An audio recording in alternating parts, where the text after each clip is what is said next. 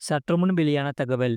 அரசு ஊழியர்களுக்கு தீபாவளி பரிசு மற்றும் பிஆர்எஸ் ஓய்வூதிய விதிகளில் மாற்றம். அத பத்தி தான் பார்க்க போறோம். நீங்க நம்ம சேனல சப்ஸ்கிரைப் பண்ணாம இருந்தீங்கன்னா, மறக்காம லைக் பண்ணிக்கோங்க, சப்ஸ்கிரைப் பண்ணிக்கோங்க. உங்க ஃப்ரெண்ட்ஸ் அண்ட் ஃபேமிலிக்கு தெரியப்படுத்தவும் ஷேர் பண்ணுங்க. அதாவது மத்திய அரசு ஊழியர்களுக்கு நல்ல செய்தி வந்துவிட்டது. சமீபத்தில் பணியாளர் அமைச்சகம் ஒரு புதிய அறிவிப்பை வெளியிட்டது. புதிய விதிகளின் கீழ் 20 ஆண்டுகள் அல்லது அதற்கு மேற்பட்ட சேவைக்கு பிறகு தன்னார்வ ஓய்வு பெற விரும்பும் ஊழியர்களுக்கு விகிதாசா விகிதாசார உத்தரவாதமான ஊதியம் கிடைக்கும் என்று பணியாளர் அமைச்சகம் அறிவித்துள்ளது. பணியாளர் அமைச்சகம் வெளியிட்டுள்ள சமீபத்திய அறிவிப்பின்படி தன்னார்வ ஓய்வு பெறும் மத்திய அரசு ஊழியர்கள் உத்தரவாதமான ஓய்வூதியத்தை பெறுவார்கள். தீபாவளிக்கு சற்று முன் வந்துள்ள இந்த அறிவிப்பானது மத்திய அரசு ஊழியர்களுக்கு ஒரு தீபாவளி பரிசாக அமைந்துவிட்டுள்ளது. ஓய்வூதியம் மற்றும் ஓய்வூதியதாரர்கள் நலத்துறை செப்டம்பர் 2 அன்று அதிகாரப்பூர்வ வர்த்தமானியில் மத்திய சிவில் சர்வீஸ் ஓய்வூதியம் விதிகள் 2025க்கான அறிவிப்பை வெளியிட்டது. இந்த விதிகள் தேசிய ஓய்வூதிய முறையின் என்பிஎஸ் கீழ் ஒருங்கிணைந்த ஓய்வூதிய திட்டத்தில் யுபிஎஸ் சேர்ந்த ஊழியர்களுக்கான ஒருங்கிணைந்த ஓய்வூதிய திட்டத்தின் கீழ் சேவை விஷயங்கள் மற்றும் சலுகைகளை உள்ளடக்கியது.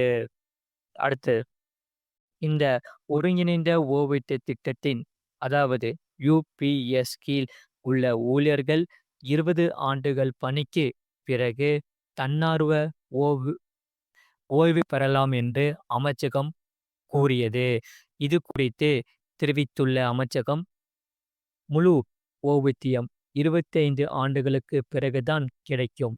ஆனால் ஒரு ஊழியர் 20 ஆண்டுகள் அல்லது அதற்கு மேற்பட்ட காலத்திற்கு பிறகு விஆர்எஸ் எடுத்தால் அவர்களின் பணி ஆண்டுகளின் அடிப்படையில் ஓய்வூதியம் பெறுவார்கள் என்று கூறியுள்ளது. ஓய்வுக்கு பிறகு பிற சலுகைகளும் வழங்கப்படுகிறது. இதில் 60% தனிப்பட்ட பங்களிப்பு, ஒவ்வொரு 6 மாத வேலைக்கும் அடிப்படை ஊதியத்தில் 10ல் 1 பங்கு மற்றும் கொடுப்புணவு, ஓய்வூதிய கிராஜுவிட்டி விடுப்பு, பணம் மற்றும் சிஜிஇ-ஜிஐஎஸ் சலுகைகள் ஆகியவை அடங்கும். அதே சமயம் இந்த விஆர்எஸ் எடுத்த பிறகு ஓய்வூதியம் தொடங்குவதற்கு முன்பு ஒரு ஊழியர் இறந்தால் சட்டபூர்வமாக திருமணமான வாழ்க்கை துணைக்கு அந்த தேதியிலிருந்து குடும்ப ஓய்வூதியம் கிடைக்கும் என்று சொல்லப்படுகிறது.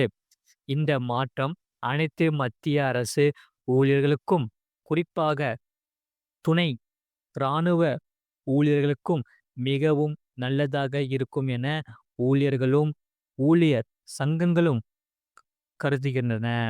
இது 20 வருட சேவைக்கு பிறகு வேலை செய்ய முடியாத ஊழியர்களுக்கு உதவும் என்று ஊழியர் கூட்டமைப்புகள் தெரிவித்துள்ளன.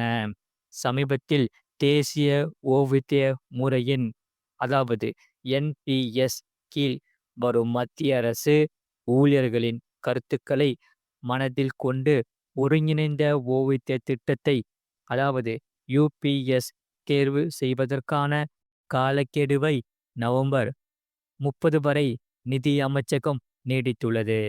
இதன் மூலம்தான் ஊழியர்கள் இந்த யுபிஎஸ்ஸுக்கான தேர்வை செய்ய இன்னும் அவகாசம் கிடைத்துள்ளது என்று சொல்லப்படுகிறது. மறக்காம நீங்க லைக் பண்ணிக்கோங்க, சப்ஸ்கிரைப் பண்ணிக்கோங்க. உங்க ஃப்ரெண்ட்ஸ் அண்ட் ஃபேமிலிக்கு இந்த செய்தியை தெரியப்படுத்தவும் ஷேர் பண்ணிக்கோங்க. அடுத்த செய்தி என்னவென்றால், இந்திய ரிசர்வ் வங்கி அதாவது ஆர்பிஐ நாட்டின் பொருளாதார வளர்ச்சிக்கும் தொழில் புரிவதை எளிதாக்குவதற்கும் வங்கிகளின் செலவுகளை குறைப்பதற்கும் உதவும் வகையில் 22 புதிய திட்டங்களை அறிவுறுத்தியுள்ளது. ஆர்பிஐ அறிவித்துள்ள இந்த விதிகள் வீட்டு லோன் தொடங்கி பலவற்றில் முக்கியமான மாற்றங்களை ஏற்படுத்தும் என்று எதிர்பார்க்கப்படுகிறது. அந்த வகையில் இந்த புதிய விதிப்படி ஒரு நிறுவனங்களுக்கு வங்கி அமைப்பு வழங்கும் 10,000 கோடி கடன் உச்சவரம்பு நீக்கப்பட்டுள்ளது. வங்கி சார்ந்த கட்டுப்பாடுகள் தொடரும். அதாவது ஒரு நிறுவனத்திற்கு ஒரு வங்கி ஒரே கையெழுத்தில் 10,000 கோடி கடன் வழங்க முடியும். ஆகையால் வங்கிகள் வேண்டுமானாலும் இதற்கு எதிராக விதி கொண்டு வரலாம். ஆனால் இதுவரை இருந்து வந்த ஆர்பிஐ விதி இனி இனி இருக்காது. ஒரு வங்கியின் மொத்த கடனில் ஒரு குறிப்பிட்ட கடன் வாங்குபவர்களுக்கு அதன் நிகர மத்தியில் 20% ஒரு குழுமத்திற்கு 25% மட்டுமே வழங்க முடியும். கடந்த 10 ஆண்டுகளில் கார்ப்பரேட் துறைகளுக்கான வங்கி கடன்கள் 10% புள்ளிகள் குறைந்துள்ளதை சுட்டிக்காட்டி இந்த முடிவு எடுக்கப்பட்டு உள்ளது. உள்கட்டமைப்பு திட்டங்களுக்கு நிதி வழங்கும் நிதி அல்லாத வங்கிகள் மீதான இடர் எடைகளை குறைப்பதன் மூலம் உள்கட்டமைப்பு நிதி செலவை குறைக்கவும் மத்திய அரசு முன்வந்துள்ளது.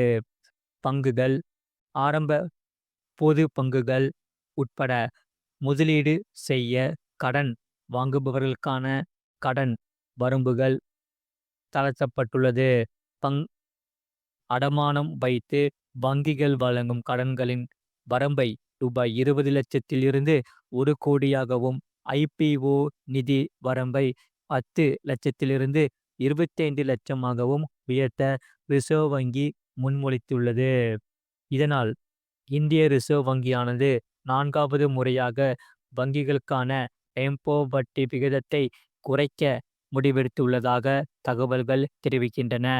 ஏற்கனவே 3 முறை வட்டி விகிதங்கள் குறைக்கப்பட்ட நிலையில் ஒரு சிறிய இடைவெளிக்கு பிறகு இந்த 4வது குறைப்பு நிகழ்கிறது. இந்த ரிசர்வ் வங்கியின் இந்த செயலை தொடர்ந்துதான் பல வங்கிகளும் தங்கள் கடன் வட்டி விகிதங்களை குறைக்க தொடங்கிவிட்டது. இதனால் வீட்டு கடன் மற்றும் சிறு வணிக கடன்களுக்கான வட்டி குறைய வாய்ப்பு உள்ளது. கடந்த மாதம் ரிசர்வ் வங்கி ரெப்போ விகிதத்தை 50 அடிப்படை புள்ளிகள் குறைத்து 5.50% நிர்ணயித்துவிட்டது. பிப்ரவரி மாதம் முதல் இதுவரை மொத்தமாக 100 அடிப்படை புள்ளிகள் வட்டி விகிதம் குறைக்கப்பட்டுவிட்டது. இது போன்ற செய்திகளை உடனுக்குடன் அறிந்து கொள்ள மறக்காம சேனலை சப்ஸ்கிரைப் செய்யுங்கள். மற்றவர்களுக்கு தெரியப்படுத்த ஷேர் செய்யுங்கள்.